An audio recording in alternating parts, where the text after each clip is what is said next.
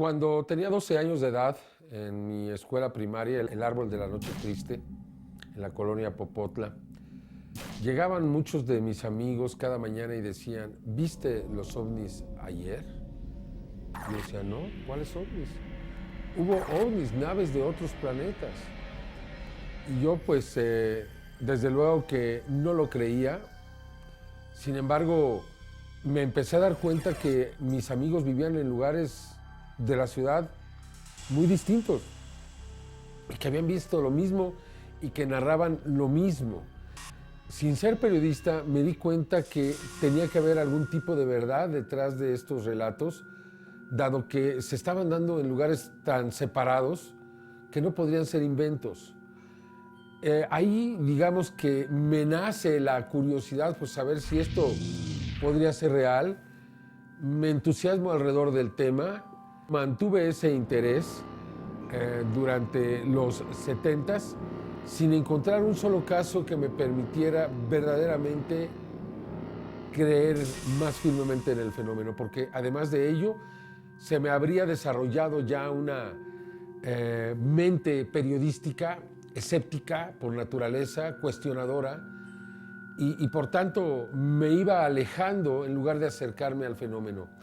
En 1983 tuve la oportunidad de conocer el caso de un suizo llamado Edward Meyer, le dicen Billy por su afición a Billy the Kid, entonces el mundo lo conoce como Edward Billy Meyer, y vi un libro donde aparecían las fotografías que este señor había tomado, que eran impresionantes. Empecé a obtener materiales, empecé a buscar más y más y obtuve muchísimos materiales, mucha información, y con esta información pude realizar el reportaje, que lo presenté en 60 minutos. No fue fácil, dado que este programa no habría sido diseñado para presentar este tipo de temas, pero cuando lo terminé les gustó mucho y el programa fue presentado a las 12:30 de la noche del domingo 18 de marzo de 1984. De tal manera que pues en ese momento realmente quedo ya de alguna forma capturado por este fenómeno. El éxito fue fenomenal, sobre todo para un programa en la madrugada de un domingo. Pues hubo un sinnúmero de personas que pidieron la repetición. Se repitió el programa un par de meses después. Pedí yo la oportunidad de hacer una segunda parte por la demanda que existía. Me la aceptaron y yo presenté una segunda parte que tuvo el mismo éxito que la primera. Y fue así como definitivamente quedo ligado a este fenómeno.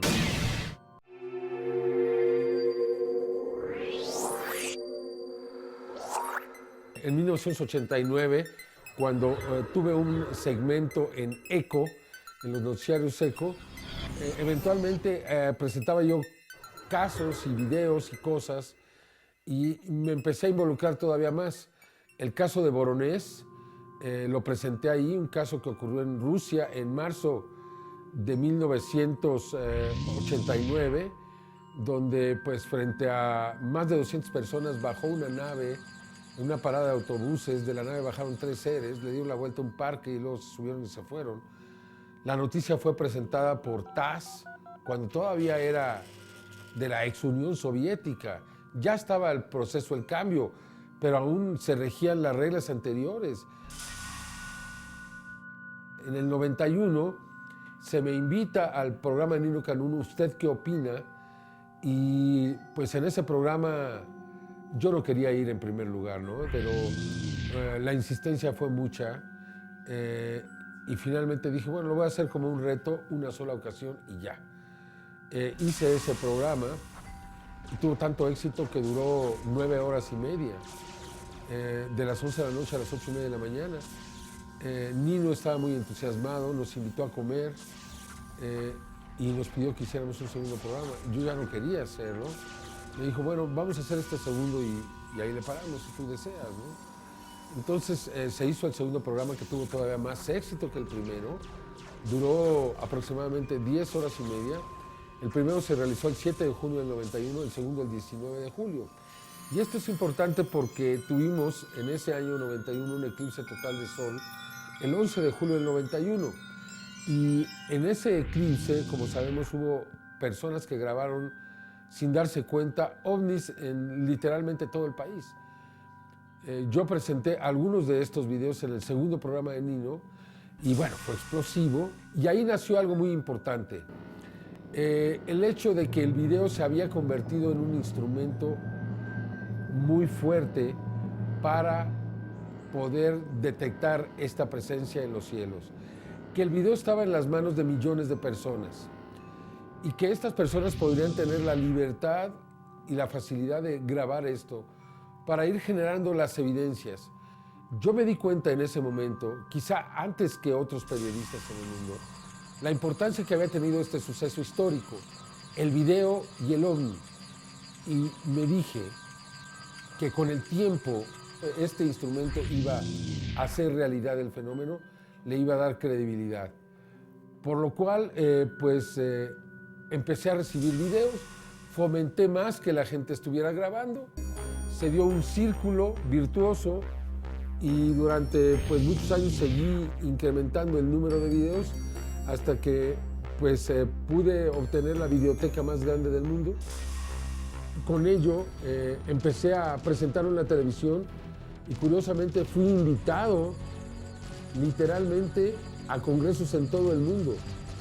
Desde 1991 le he dado prácticamente la vuelta al mundo presentando las evidencias mexicanas y donde se ha podido demostrar que en México, gracias al pueblo, gracias a su atención, a su afición, se ha logrado obtener estas evidencias y por el otro lado que algo muy importante está pasando aquí.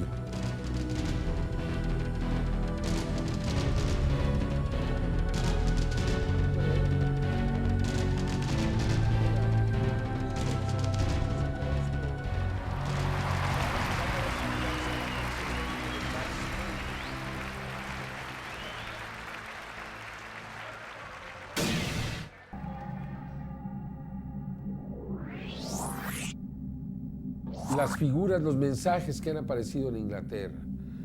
Me parece a mí que no solamente son irrefutables, sino que son verdaderos intentos de comunicación por parte de estos seres inteligentes.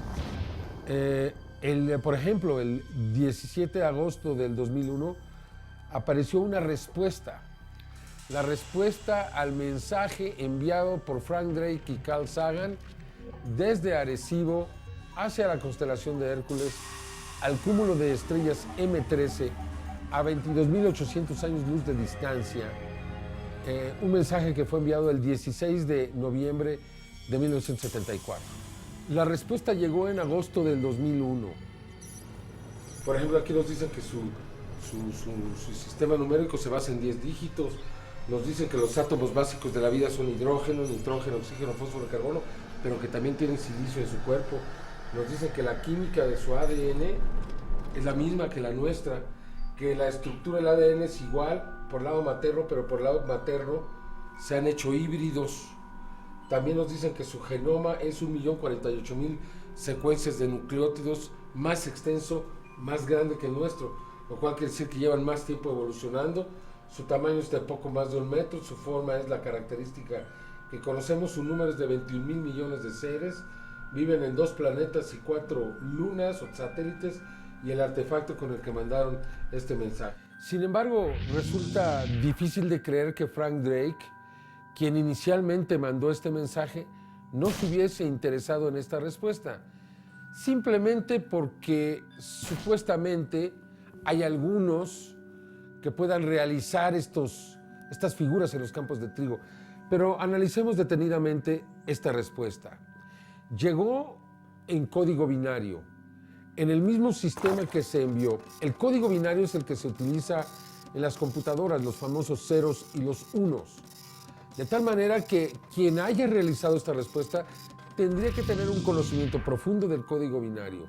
Tendría que tener un conocimiento profundo de la genética, de la química del ADN, de los átomos básicos de la vida, de su representación en código binario. Por tanto, me parece a mí que era necesario que Frank Drake hubiese tomado interés en esta figura, pero no fue así. Ni siquiera respondió, ni se interesó, ni respondió a ninguno de los llamados que se le hicieron para que diera su opinión sobre esta respuesta. Creo que cuando llega este mensaje abierto para que todos lo vean, esa era la intención, que todo el mundo se diera cuenta, porque estoy convencido de que estas inteligencias saben perfectamente que existen grandes intereses en la Tierra que no permiten que se hable con libertad de todo esto. Un año después, el 16 de agosto del 2002, aparece un nuevo mensaje, pero ahora se trata de un ser, de la figura de un alienígena clásico, donde aparece un Grey, uno de estos grises, que tiene en su mano un disco en código binario que exhibe como un mensaje que nos está entregando a nosotros. La figura mide 120 metros por 80 metros. Algunos dijeron, no, es publicidad que se hizo para la película de Señales. Bueno, yo quisiera ver que alguien pueda hacer algo como esto, una figura tridimensional en una noche, en una sola noche, de más de 120 metros de largo. Hay que estar ahí, hay que darse cuenta, hay que caminar por esos campos.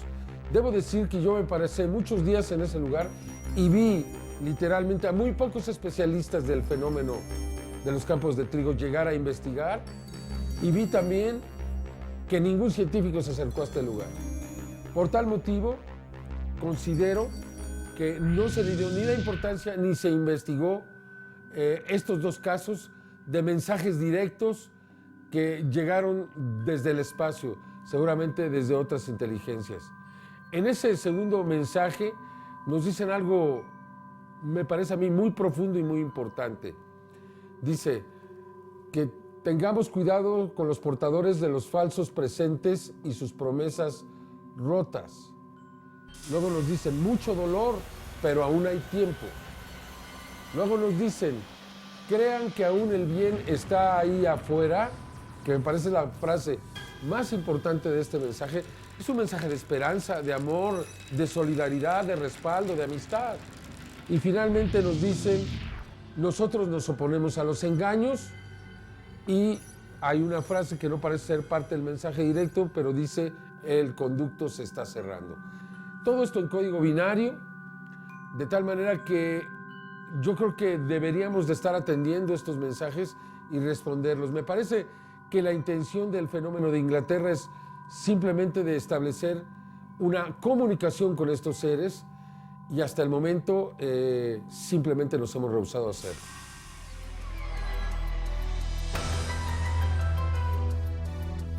Encontramos que la gran mayoría de los mensajes aparecen alrededor del 8 de agosto.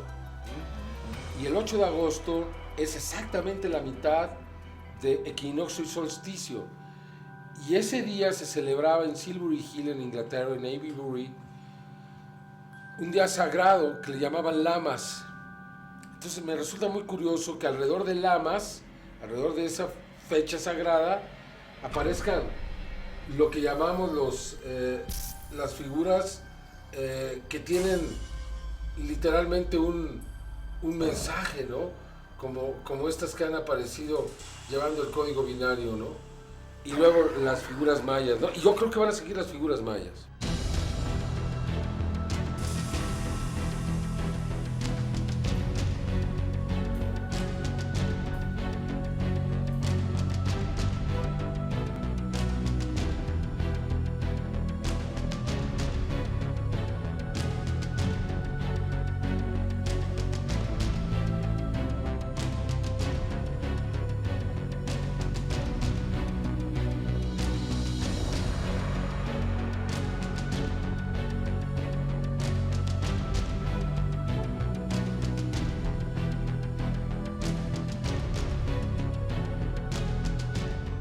Esta es la formación de Wayland Smithy, donde apareció este círculo, este calendario maya, en el año 2005. Como podemos ver aquí, desde el suelo resulta absolutamente imposible poder ver esta imagen.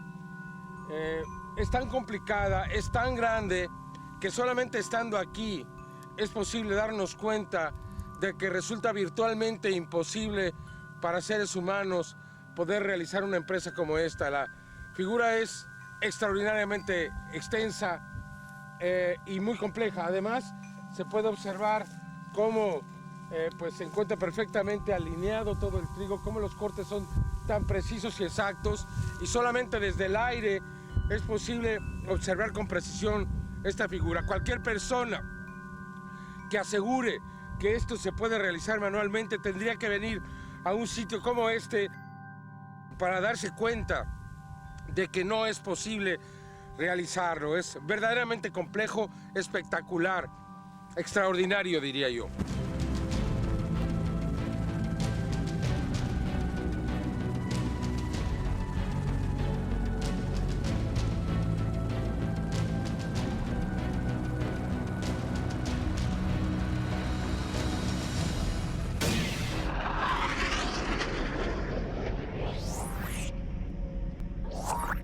Desde luego que hay gobiernos que están ocultando información, de esto no hay duda.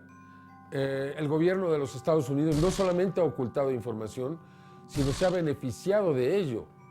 En 1947, de acuerdo a los documentos Majestic, cuando se recuperan estas dos naves, una hecha pedazos, que me parece a mí era una de estas esferas metálicas que hemos visto videograbadas muy frecuentemente. Otro era una nave donde se encontraron sus sistemas de navegación, los controles, por cierto, digitales. Se encontraron lo que se llamaron circuitos miniaturizados o les llamamos integrados. Se encontró el rayo láser, se encontró la fibra óptica, se encontró las fibras de alta resistencia. Todo esto fue extraído de las naves, entonces se dieron cuenta que era una oportunidad estratégica muy importante al inicio de la Guerra Fría. Rusia detonó su bomba atómica en 1948, de tal manera que los Estados Unidos, si fuesen capaces de descifrar esta tecnología, iban a estar automáticamente delante de los rusos o soviéticos, que en ese momento eran su mayor preocupación. De hecho, pues fue hasta 1960 en que se logró descifrar una gran parte de esta información y fue integrada a la industria de los Estados Unidos. La IBM, por ejemplo, recibió el inicio, los principios de los circuitos integrados, ¿no? Y muchas otras empresas. Todo esto fue descrito perfectamente por el coronel Philip Corso, un hombre que ocupó altos rangos en el ejército y especialmente en el Congreso de los Estados Unidos, ya que fue asesor de 2 senadores. Tuvo también su propia oficina dentro del Pentágono. Se llamaba la Oficina de Tecnología Extranjera, Foreign Technology, que fue desarrollada especialmente para integrar la tecnología extraída de Alemania y de Japón en la Segunda Guerra Mundial. Pero en esta oficina pues, se daba la oportunidad de poder trabajar con tecnología como lo era la extraterrestre sin que nadie realmente pudiese demostrar otra cosa más. No obstante, este hombre, Philip Corso, a los 84 años de edad, se pone a hablar, escribe un libro y entonces nos revela lo que antes sospechábamos, pero nos lo da ya con hechos. La tecnología extraterrestre ha sido utilizada por los seres humanos y nos ha permitido lograr grandes avances en muy poco tiempo. Hay documentos, hay testimonios, hay realmente un gran número de elementos que nos demuestran la contundente realidad que hemos vivido en la Tierra en los últimos casi 60 años.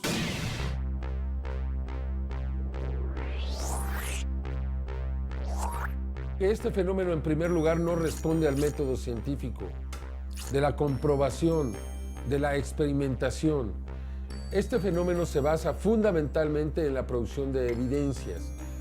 Este fenómeno no es algo que haya sido producido por los científicos para poder analizarlo y estudiarlo como ellos quisieran. Entonces, tienen que aceptar lo que la gente dice, lo que la gente graba, lo que la gente fotografía.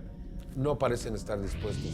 Por tanto, el científico piensa que realmente está al límite del conocimiento y que lo que él no sabe es prácticamente inexistente. El científico está ya dispuesto a aceptar que hay vida en otros planetas. Más allá, está dispuesto a aceptar que hay vida inteligente en otros planetas, pero no está dispuesto a aceptar que la vida inteligente de otros planetas pueda desplazarse en un corto tiempo hasta la Tierra. ¿Por qué? Fundamentalmente porque el ser humano no puede hacerlo. Nosotros no hemos desarrollado los medios para llegar hasta esos planetas. Entonces, ¿cómo vamos a aceptar que desde otros planetas vengan a la Tierra? ¿Cómo podríamos suponer que haya seres inteligentes y que estos no puedan ser más inteligentes que nosotros? ¿Cómo podemos suponer que estos seres no hayan logrado superar los obstáculos que implica? La historia del ser humano es precisamente esa experiencia. Llegamos a un límite y damos un salto a ese límite, a ese obstáculo, y continuamos nuestro recorrido. De tal manera que lo que un día parece imposible, al otro día se vuelve cotidiano. Pensemos en el Internet, pensemos en la nanotecnología, pensemos en lo que el ser humano está logrando día a día.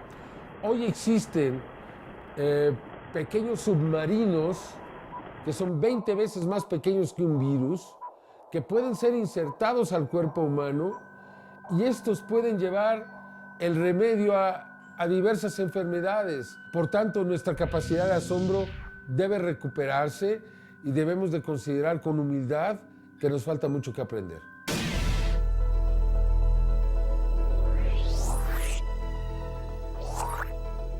La Iglesia ya en estos momentos acepta este fenómeno como un fenómeno real, como un fenómeno que está realmente ocurriendo, como un fenómeno que pues ha sido parte de la vida de muchísimas personas. La Iglesia no piensa que la gente esté mintiendo, ni que esté inventando. Sabe que hay algunas confusiones, sabe que la ciencia aún no lo acepta, pero también sabe en lo profundo que esto es cierto. Por eso me han alentado a continuar. En 1996, Corrado Balducci, asesor del Papa, un hombre que fue parte de la Curia del Vaticano, que en algún momento fue el demonólogo oficial de la Iglesia, declaró ante la radio y televisión italiana que la Iglesia estaba muy pendiente de lo que estaba ocurriendo a nivel mundial con el fenómeno OVNI, especialmente en México. Esto lo dijo en 1996. Hacia el 99 lo invitamos al Congreso Mundial del Fenómeno OVNI que se realizó en Acapulco. Debido a que no podía asistir, realizamos una segunda entrevista con él, en este caso en el Vaticano. No es más admisible, está fuera de cualquier razonamiento, del buen sentido, del sentido común como tal, pensar que todos aquellos que son los llamados avistamientos, etcétera, sean todo historias, sugestiones, cuestiones psiquiátricas, o bien que se trate incluso de armas secretas. Y en enero del año 2000 recibí una llamada directamente desde el Vaticano, donde Monseñor Balducci me manifestaba su simpatía y me instaba a que continuáramos con este trabajo, que era muy importante lo que estábamos haciendo, que siguiera adelante porque tenía la bendición tanto de la Santa Iglesia como del Santo Padre.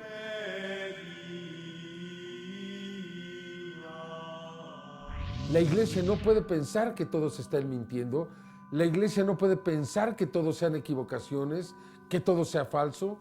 Por tal motivo, y sin enfrentarse a la ciencia, acepta el testimonio. Y creo que esto es algo realmente muy significativo y que nos habla un cambio en los tiempos, ya que pues algunos de los mayores archivos que existen de estos avistamientos precisamente se encuentran en la biblioteca del Vaticano.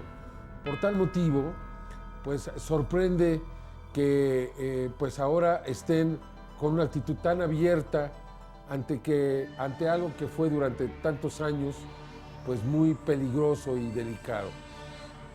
Creo que saben bien que muy pronto se van a desencadenar hechos y creo que ahora pues se están preparando a eso y que de una manera muy inteligente le están diciendo al mundo: nosotros no consideramos que esto sea erróneo, Los ovnis no son objetos del demonio, los ovnis son algo normal, son seres de otros mundos y Cristo no es solamente un ser terrenal, sino es un ser universal. Y creo, insisto, que esto nos habla de una nueva iglesia, la iglesia del siglo XXI.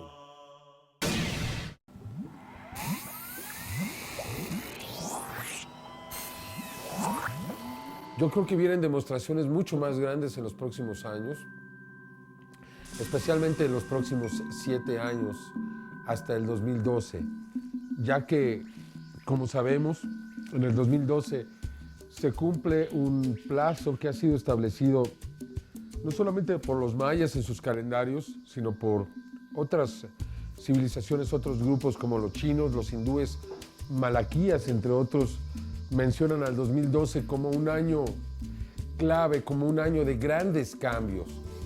¿Hasta qué punto estamos preparados para esos cambios? Creo que en mucho la presencia de estos seres está relacionada a esta posibilidad de cambios que se van a dar. En Inglaterra estamos observando un proceso educativo. Es muy claro que cada año las figuras son más difíciles de realizar. Yo creo que estos seres disfrutan el hecho de que se polemice en torno a quién o cómo se hizo determinada figura. Y un año después nos ponen una todavía más difícil de realizar, un reto más grande. De tal manera que considero que se está dando un proceso lento educativo en el que nos quieren convencer sin convencernos o sin impactarnos de su presencia. Aunque parezca una contradicción, no lo es. Quieren realmente que los aceptemos cuando queramos aceptarlos, cuando estemos dispuestos a confrontar una extraordinaria realidad, que no estamos solos, que somos parte de un enorme cosmos, donde hay millones de planetas, miles de millones, y que hay algunos, quizá unos cuantos, o quizá suficientes como para que sea una verdadera multitud de planetas que tienen las mismas características de las que encontramos en la Tierra, con una luna, con una atmósfera, con un tamaño relativo, con una distancia respecto al Sol relativa, etc. Creo que simplemente por eliminación de números llegaremos a la conclusión de que debe haber planetas similares a la Tierra y de que en esos lugares se ha desarrollado la inteligencia. Pienso que los mensajes van a continuar.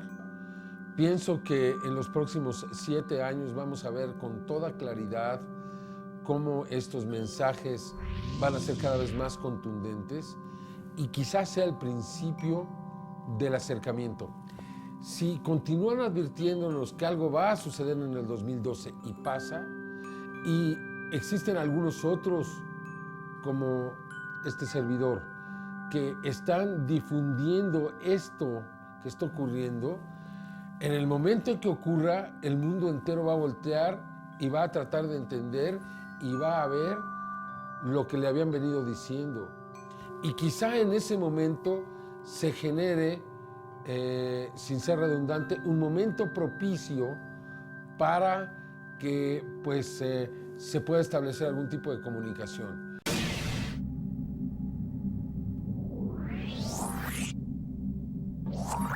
Resulta difícil de establecer una sola razón por la cual México parece ser el centro de actividad de este fenómeno. Podemos decir que en la actualidad existen 2 grandes ejes, 2 grandes polos.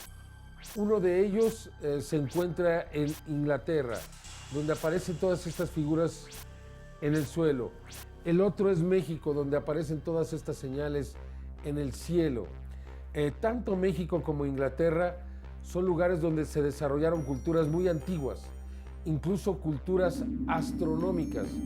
En Inglaterra vemos que Stonehenge es uno de los grandes centros alrededor de los cuales gira todo el fenómeno de las figuras en los campos de trigo. En México lo vemos alrededor de la Ciudad de México, que fue la sede de la gran Tenochtitlan. También lo vemos en las áreas mayas, en Yucatán, y lo vemos también en otros lugares donde se presentaron estas culturas antiguas. Podría ser que estos conocimientos astronómicos de los antiguos hubiesen impresionado a estos seres, o podría ser que se haya dado algún tipo de comunicación. Ello justificaría el regreso a los mismos lugares. No obstante, hay algunas otras posibilidades. Al menos en México, aquí no los perseguimos, no les disparamos, no los queremos hacer prisioneros como existe en otros lugares. Esa podría ser también una de las razones por las cuales se presenta en México. Podrían ser situaciones de tipo energético. Aquí hay una gran cantidad de volcanes y montañas. Sin embargo, estos hechos no se repiten en Inglaterra, donde también se ha venido presentando pues, el fenómeno con una gran intensidad. Por tal motivo, lo que se diga y lo que se quiera suponer de por qué aparecen en un lugar determinado, se puede llegar a la conclusión de que pues es absolutamente especulativo el establecer cualquier razón por la cual esto está sucediendo, dado que finalmente no lo sabemos porque no tenemos una comunicación directa con ellos.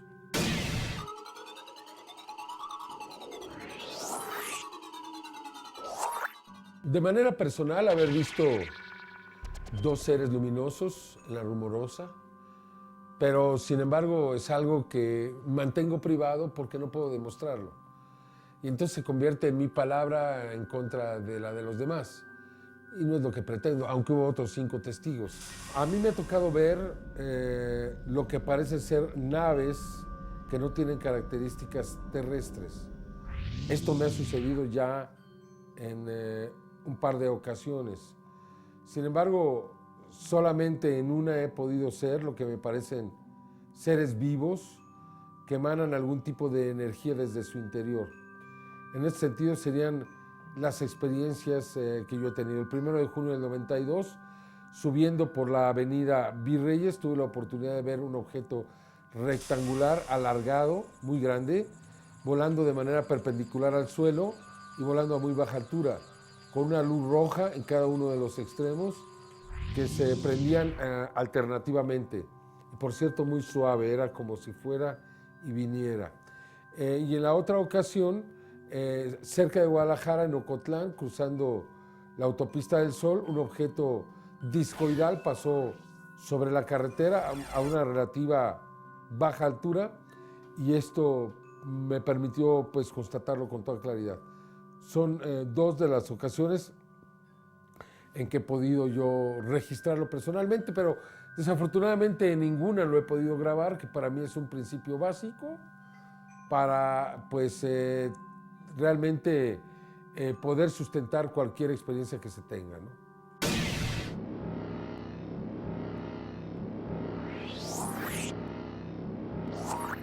En estos últimos 15 años he tenido la oportunidad de ver miles de videos, miles y miles de videos.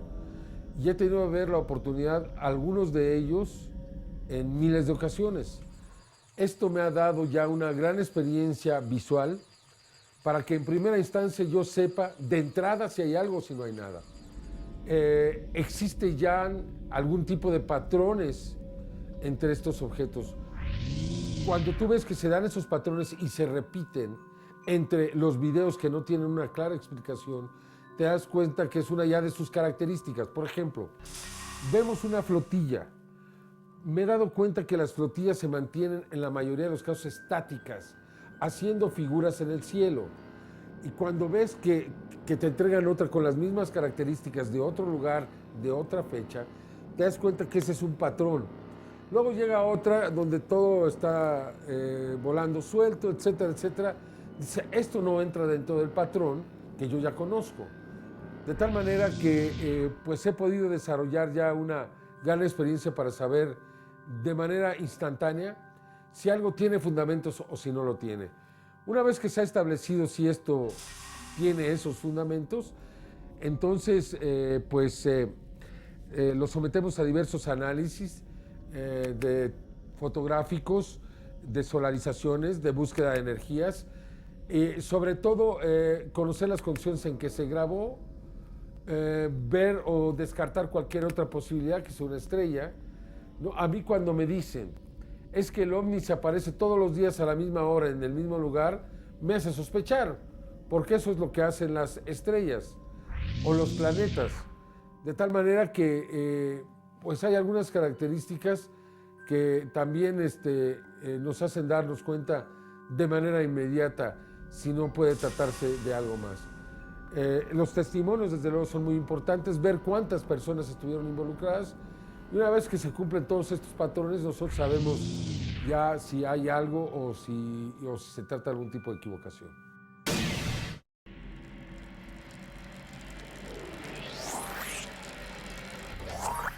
Bueno, existe información que no ha llegado el momento de difundir, seguramente en breve. Y no ha llegado el momento porque es demasiado arriesgado para nosotros como investigadores el presentar elementos que no podemos sustentar. Creo que conforme se vaya desarrollando la historia, los hechos, vamos a encontrar la manera de sustentarlo. Yo sé que hay personas que quisieran que habláramos de todo lo que sabemos, pero no podemos, por una gran responsabilidad ética y sobre todo incluso por una cuestión de supervivencia personal. De hecho, debido a que nos hemos involucrado en este fenómeno, debido a que hemos tenido respaldo, interés, éxito entre las grandes mayorías, pues se ha desatado toda una campaña para tratar de desacreditar a la fuente. Cuando no se puede desacreditar la evidencia, entonces lo que se hace es desacreditar a la fuente. Si nosotros presentamos algo en lo que no podemos sustentarnos, que no podemos demostrar, seguramente que va a ser utilizado para tratar de afectar nuestro prestigio, nuestra imagen. Por tanto, creo que hay que ser un poco pacientes y las cosas se van a ir dando para que en poco tiempo podamos hablar de otros elementos que la investigación ha venido demostrando.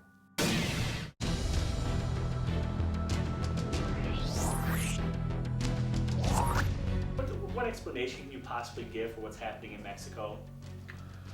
Since July 11, 1991, we have videotaped many UFOs or strange objects around Mexico. Many people have asked me, why Mexico? Why so many in Mexico?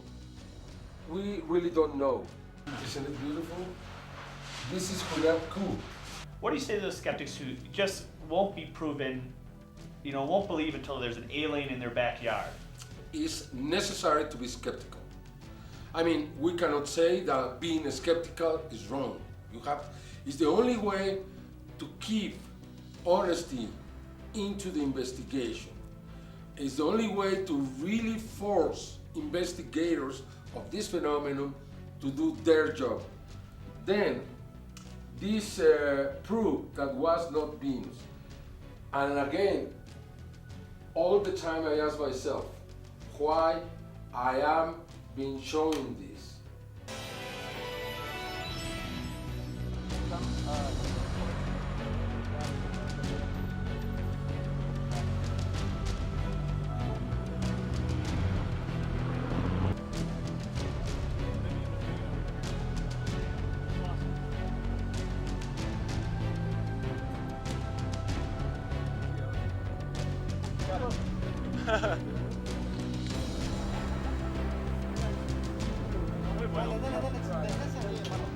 I think it's a very good try. I couldn't buy it because it looks a little funny.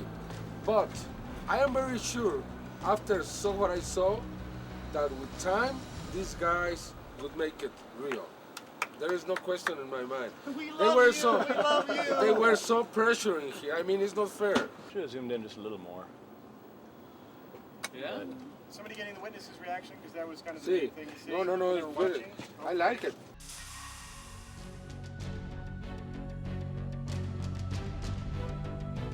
Se llama MTV VMA Latinoamérica Favoritos en Vivo.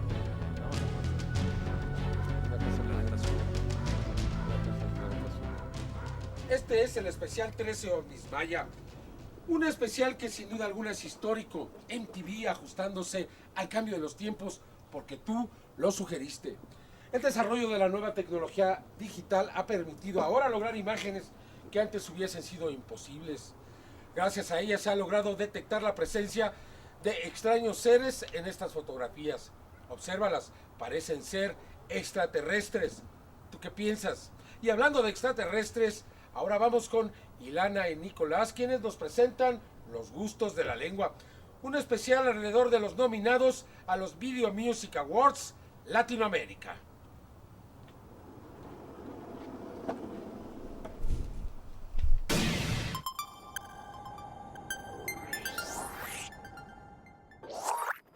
Podemos asegurar que este es un fenómeno absolutamente real. Podemos asegurar que en Estados Unidos se estrellaron algunos objetos, que de ellos se extrajo tecnología y que ahora es utilizada por los propios seres humanos.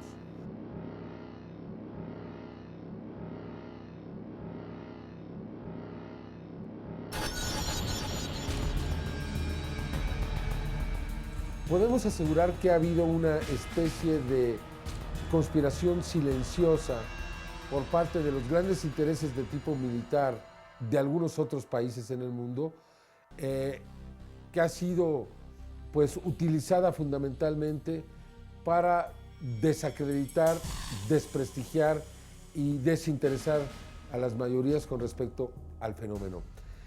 Podemos estar seguros también que este fenómeno quiere ponerse en contacto con nosotros, que están realizando intentos de comunicación, que pues sí han bajado hasta la tierra, que existen evidencias que así lo demuestran, que también existen evidencias de que estos seres han sido capturados y muertos a manos de militares como los estadounidenses.